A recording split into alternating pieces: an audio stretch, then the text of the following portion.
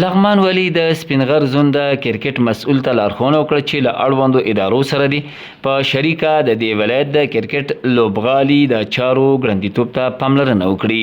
د سپینغر زون د کرکټ مسؤل میوند مجاهد نن د پنجشنبې په ورځ د جوزا په 22 نیټه له غرمې وړاندې د لغمان ولي ښاغلي محمد اسف ننګ سره د هغه د کار په دفتر کې ولیدل.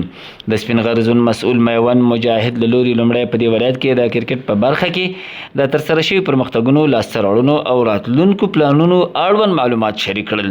هغه دغه راز په مهتلام ښار کې د کرکټ د لوبغالي چارو اړوند معلومات هم شریک کړل چې لازمه ده پاتې چارې ژر بشپړي او د لوبو ترسره کېدو لپاره چمتو شي.